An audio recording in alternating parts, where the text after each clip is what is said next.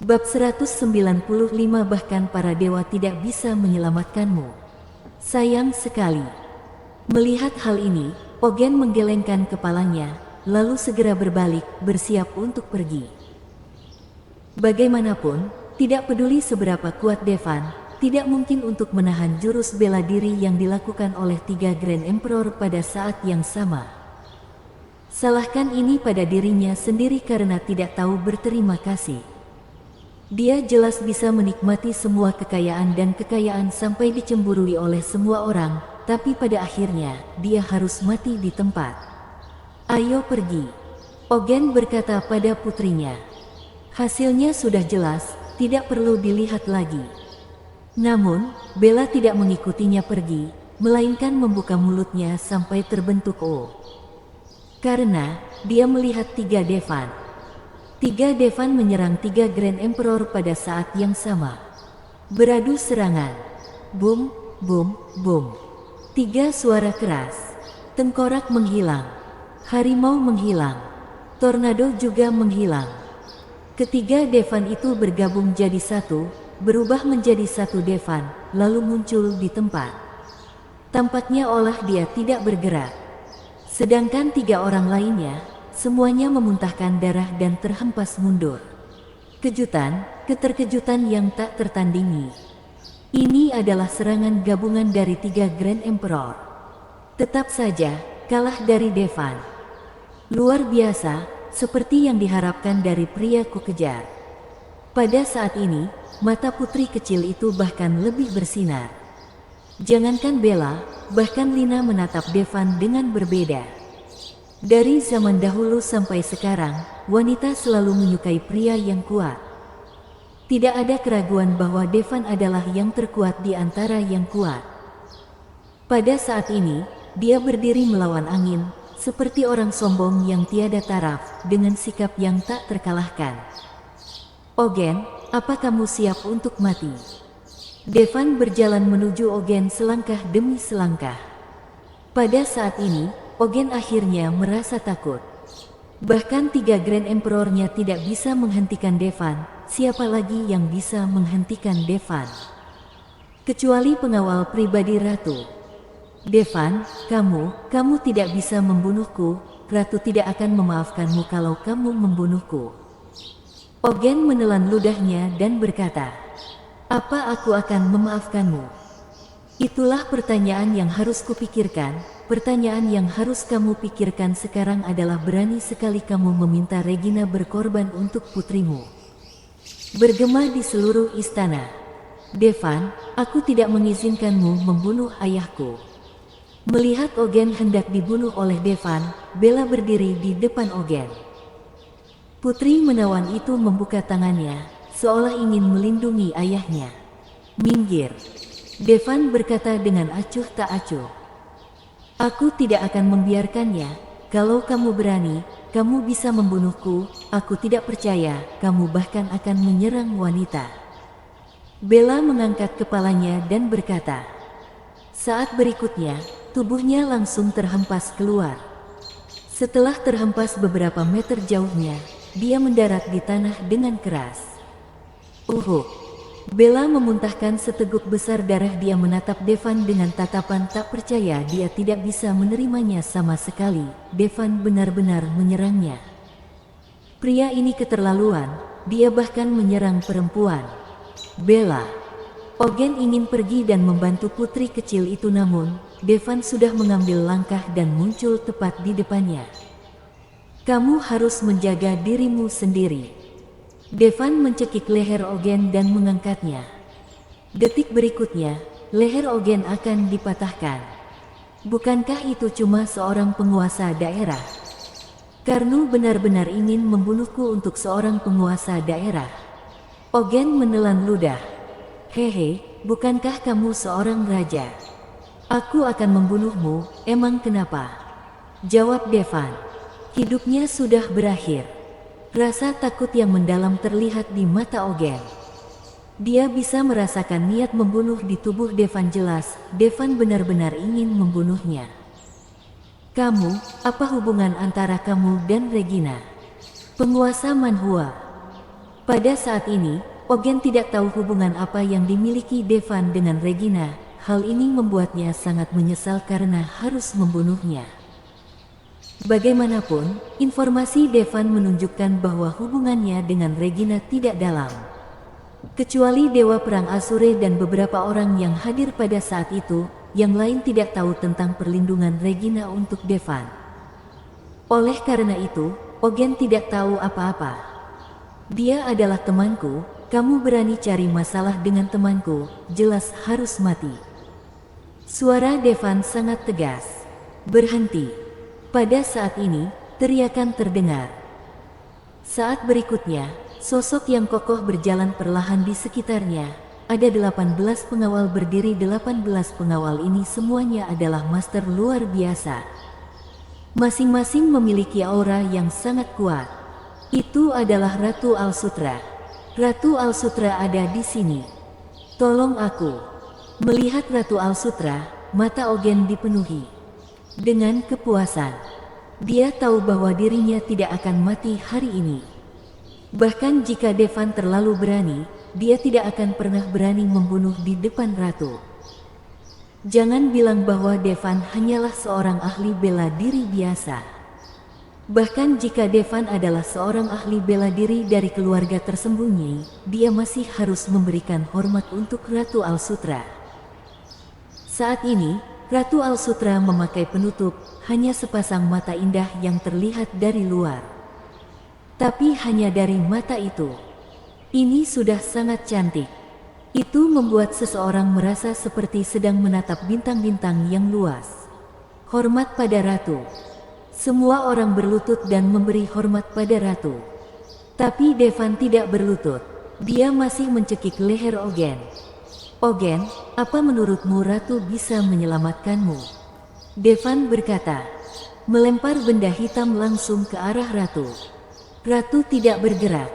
Pengawal di depannya segera menangkap benda hitam itu. Ratu, ya, itu jari dewa pembunuh. Melihat jari dewa pembunuh, ekspresi Ratu sedikit berubah. Bahkan kalau kamu punya jari dewa pembunuh, kalau kamu membunuh Raka, aku akan tetap menghukummu. Kata Ratu dengan lembut. Suara itu penuh keagungan. Jari dewa pembunuh memang memiliki hak untuk membunuh terlebih dahulu baru bertanggung jawab. Di seluruh Alsutra, hanya Ratu yang bisa menghukum Devan. Tapi sekarang Ratu Alsutra ada di depannya. Kalau Devan benar-benar membunuh Ogen, maka sang Ratu tidak akan pernah memaafkannya. Devan, lepaskan sekarang. Aku janji padamu bahwa 3 syarat tadi masih diperhitungkan.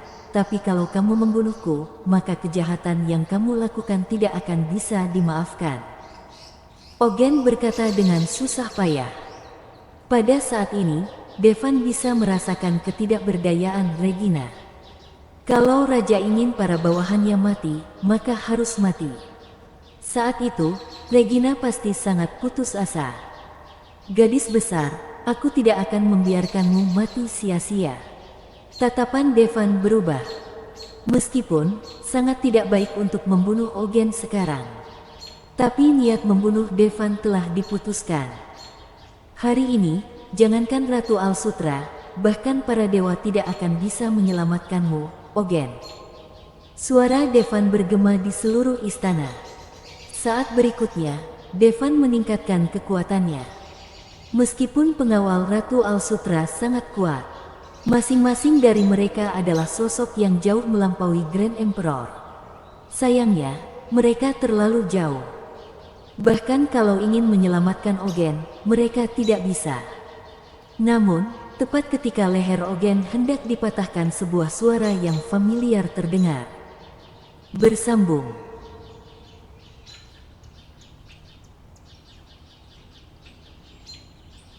Bab 196 Kedatangan Regina. Devan, berhenti, aku belum mati. Mendengar suara itu, Devan tiba-tiba menoleh. Kemudian, dia melihat 2 sosok familiar muncul di depannya. Itu adalah Regina dan ajudannya, Cherry. Tidak lama setelah Devan pergi, Regina bangun. Dia ingin menelepon Devan, tetapi tidak ada jawaban. Tahu bahwa Devan bermasalah dengan Ogen, dia segera bergegas datang. Kemudian, dia melihat hal ini. Devan berkata, "Gadis besar, aku tidak akan membiarkanmu mati sia-sia."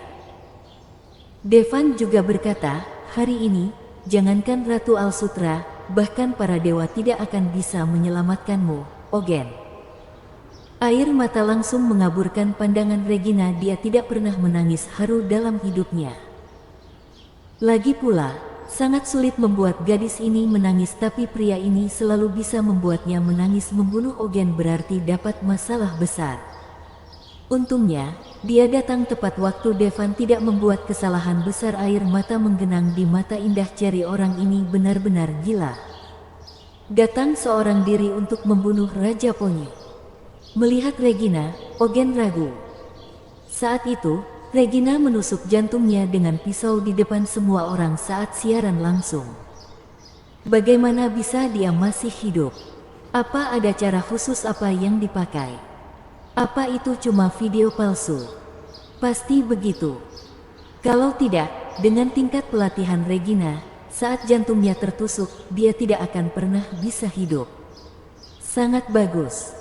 Regina masih hidup, jadi Devan tidak akan membunuhnya, kan? Pada saat ini, ekspresi lega terlihat di wajah Devan. Regina masih hidup. Mungkinkah darah Kirin yang menyelamatkan hidupnya? Devan, pimpinan belum mati, lepaskan raja. Melihat Devan tidak melepaskan Ogen, Cherry berteriak pada Devan. Untungnya, dia dan Regina datang tepat waktu. Kalau tidak, semuanya tidak akan bisa diperbaiki lagi. Kematian seorang raju jauh lebih serius daripada kematian seorang penguasa daerah. Jika memungkinkan, Regina lebih suka tidak bertahan daripada Devan harus membuat kesalahan besar untuknya. Devan akhirnya melepaskan Ogen. Semua orang menghela nafas lega. Ogen juga senang dia masih bisa hidup. Tapi dia belum punya waktu untuk bahagia. Dia merasa ada kekuatan besar menghantam tubuhnya. Saat berikutnya, tubuhnya terhempas keluar. Terbang puluhan meter jauhnya. Sampai membuat lubang kecil di tanah.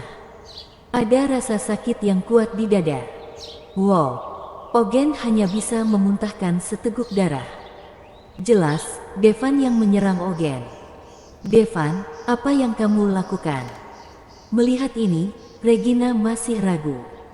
Tak disangka, saat dia datang, Devan justru menyerang Ogen. Namun, serangan Devan tidak membunuh Ogen. "Kubantu kamu melampiaskan amarahmu," kata Devan. Dia muncul di depan Ogen lagi dalam sekejap. Ada tendangan kuat yang dilakukan.